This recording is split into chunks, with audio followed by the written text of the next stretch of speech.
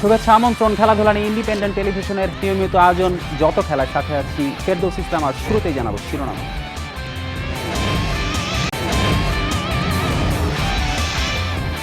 ওমরা করে ফেরার পথে জেদ্দা বিমানবন্দরে আটকা পড়েছেন মুশফিকুর রহিম। যুদ্ধের কারণে মধ্যপ্রাচ্যের কয়েকটি দেশে আকাশসীমা বন্ধ।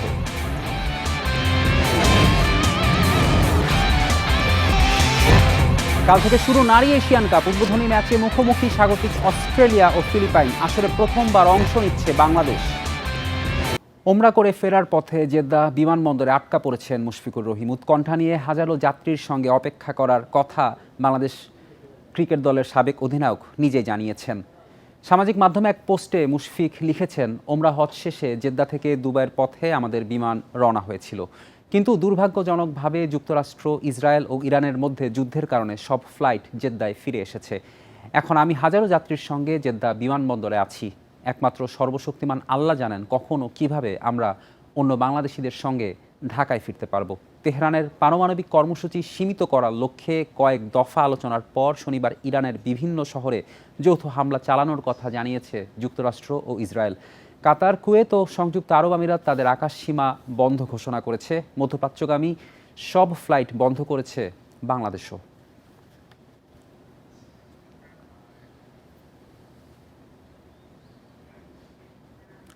আইসিসি নারী টি-20 বিশ্বকাপ বাছাই পর্বে দারুণ পারফরম্যান্সের স্বীকৃতি পেলেন সোভানা মুস্তারি।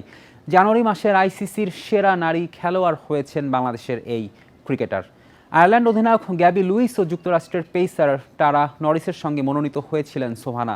গত মাসে বাছাই পর্বে 6 ম্যাচে সোভানা প্রায় 46 গড়ে 229 রান করেছিলেন। বাংলাদেশের অপরাজিত থাকার পথে গুরুত্বপূর্ণ অবদান রাখেন তিনি। 2023 সালের নভেম্বরে নাহিদা আক্তার প্রথম বাংলাদেশি নারী ক্রিকেটার হিসেবে এই পুরস্কার জিতেছিলেন। এবার তার সঙ্গে যুক্ত হলেন সোভানা। থাইল্যান্ডের বিপক্ষে 39 রানে জিতে বাংলাদেশ জুন-জুলাইয়ের বিশ্বকাপ নিশ্চিত করে। ওই ম্যাচে সোভানা টুর্নামেন্টে নিজের সেরা 59 রান করেন এবং ম্যাচ সেরা হন। পরে স্কটল্যান্ডের বিপক্ষে 47 রানের ইনিংস খেলেন তিনি।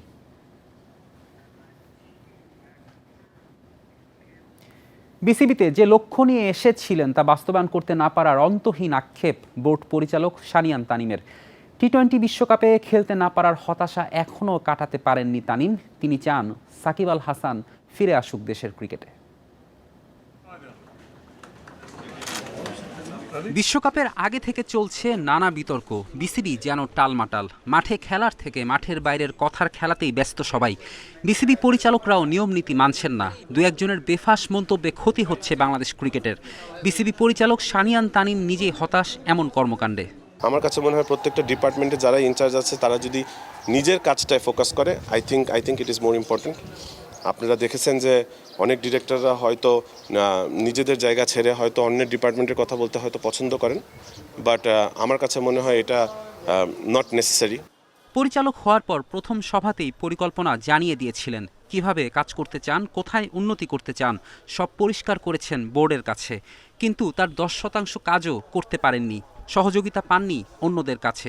অভিযোগ শানিয়ান তানিমের। আমাদের এটা বাজেট করতে হয়, আমাদের এটা বোর্ড থেকে পাস করাতে হয়, and then you submit it to different places.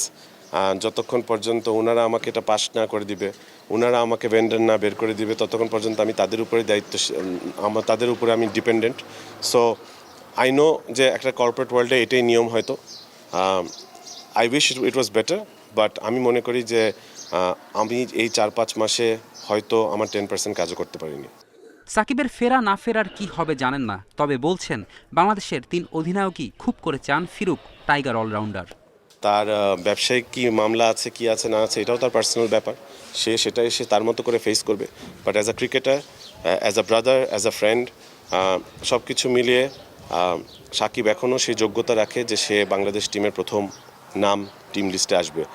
বিশ্বকাপ খেলতে না পারার হতাশা এখনও কাটাতে পারেননি বিসিবির এই পরিচালক।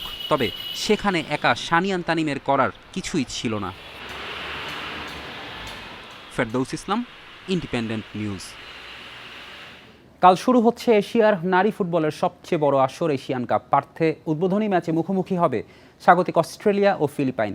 12 দলের এই আসরে প্রথমবারের মতো অংশ নিচ্ছে বাংলাদেশ। এশিয়ান কাপ ঘিরে বর্ণিল আয়োজন। পারামাট্টা নদীর বুকে ভাসমান ফুটবল, আলোকসজ্জা, স্থানীয় ও দর্শনার্থীদের নানা কার্যক্রম। অস্ট্রেলিয়া, সিডনি, পার্থ ও গোল্ড কোস্ট শহর জুড়ে বইছে উৎসবের আমেজ। এশিয়ান নারী ফুটবলে সবচেয়ে বড় প্রতিযোগিতা এশিয়ান কাপ। 12 দলের এই আসরে এবারই প্রথম অংশ নেবে বাংলাদেশ। প্রত্যাশার চাপ তুলনামূলক কম। ঋতুপর্ণা আফিদাদের সামনে হারানোর কিছুই নেই, অর্জনের সুযোগই বেশি। বাংলাদেশের প্রথম ম্যাচ 3 মার্চ। প্রতিপক্ষ আসরের সবচেয়ে সফল দল চীন, যারা 9 বারের চ্যাম্পিয়ন। গ্রুপ পর্বে বাংলাদেশের অন্য 2 প্রতিপক্ষ উত্তর কোরিয়া ও উজবেকিস্তান। অস্ট্রেলিয়া যাবার আগে উচ্চাভিলাষী পরিকল্পনার কথা বললেও সবটুকু বাস্তবায়ন করতে পারেনি বাফুফে। সবশেষ ফিজিওথেরাপিস্টের অনুপস্থিতি বাটলারের উদ্বেগ বাড়ায়। অবশেষে অস্ট্রেলিয়া প্রবাসী একজন বাংলাদেশি চিকিৎসক নিয়োগ দিয়েছে বাফুফে। ঐতিহাসিক অভিষেকের আগে সিডনিতে চূড়ান্ত প্রস্তুতি নিতে ব্যস্ত সময় পার করছে প্রীতি আফিদারা। আলহামদুলিল্লাহ, ভালো সব কিছু মিলিয়ে।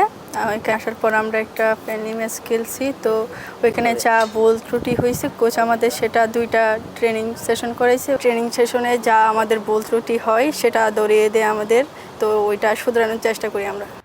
এশিয়ার বিশ্বকাপ খ্যাত এই টুর্নামেন্টে নতুন অভিজ্ঞতার মুখোমুখি হবে বাংলাদেশ। আধুনিক ফুটবলে VAR প্রযুক্তি নিয়মিত ব্যবহার হলেও বাংলাদেশের ফুটবলারদের সেই অভিজ্ঞতা হয়নি এখনো। Shamim Ahmed, independent news. নির্বাচনের কোনো আমেজ নেই মোহামেডানের ফুটবলারদের মধ্যে। দায়িত্বে যারাই আসুক তাদের কাছে পেশাদারিত্ব চান সুজন মিঠুরা। পারিশ্রমিক নিয়ে আগের মতো পরিস্থিতিতে পড়তে চান না ফুটবলাররা। নিয়মিত বেতন ও অনুশীলনের জন্য পর্যাপ্ত সুযোগ সুবিধা পাওয়ার আশা ফুটবলারদের।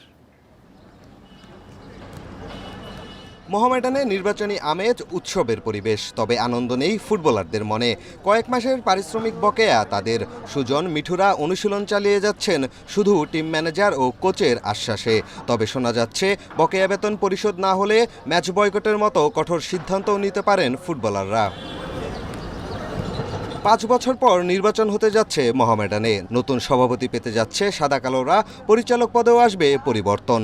প্রার্থীরা মনোনয়নপত্র কিনে ফেললেও এখনও শোনেননি ফুটবলারদের চাওয়া পাওয়ার কথা। উচিত ছিল ওরা আমাদের সাথে কথা বলার, যেহেতু একটা ক্রাইসিস চলতেছে আমাদের, ওরাও জানে যারা এই নির্বাচন করতে আসছে। আসলে আমরা আশা করছিলাম তারা একটা আশ্বাস দিবে আমাদেরকে, আসলে এই পর্যন্ত আশ্বাস দেয় নাই। শুধুমাত্র ম্যানেজার আশ্বাস দিচ্ছে যে আমাদেরকে বলছে যে ঈদের আগে একটা বেতন দিবে বা এত কিছু টাকা দিবে। এই অবস্থায় আমরা আছি। সময় মতো পারিশ্রমিক পান না মোহামেডান ফুটবলাররা। নেই নিজস্ব কোনো মাঠ, অনুশীলনের পর্যাপ্ত সুযোগ সুবিধা। চ্যাম্পিয়ন হয়েও চিত্র বদলায়নি সাদা কালোদের। তাই নতুন কমিটির কাছে পরিবর্তনের আশা মিঠু, সুজনদের। আমাদের প্রত্যাশা থাকবে যেন প্লেয়ারদের বেতন সব সময় বা সঠিক সময় দেওয়া হয় এবং ভালো টিম করা হয়। ভবিষ্যতে যেন ভালো হয় মোহামেডান। যে সমস্যাটা ফেস করতেছে গত 1-2 বছর, যেন ভবিষ্যতে এটা না হয়, এটা আমরা আশা করি তাদের কাছে। আগের থেকে মাঠ তৈরি করতে পারতো, তবে যেহেতু এতদিন হয় নাই, নতুন যারাই আসুক, শুনছি এখানে অনেক প্রভাবশালী লোক আছে, ওনাদের কাছে একটাই দাবি থাকবে যেন অন্তত একটা ফ্যাসিলিটি প্র্যাকটিসের ভালো মাঠ ওনারা তৈরি করতে যেন সক্ষম হয়। 9 মার্চ মোহামেডানের নির্বাচন। 271 ভোটারের ভোটে নির্ধারণ হবে সাদা কালোদের সভাপতি ও 16 পরিচালক। পিয়াস সাহা, ইন্ডিপেন্ডেন্ট নিউজ, ঢাকা। আর এই ছিল আজকের যত খেলা। ইন্ডিপেন্ডেন্ট টেলিভিশনের সব খবর বিস্তারিত জানতে চোখ রাখুন ফেসবুক, ইউটিউব ও এক্সে। আমন্ত্রণ আমাদের পরের আয়োজনে।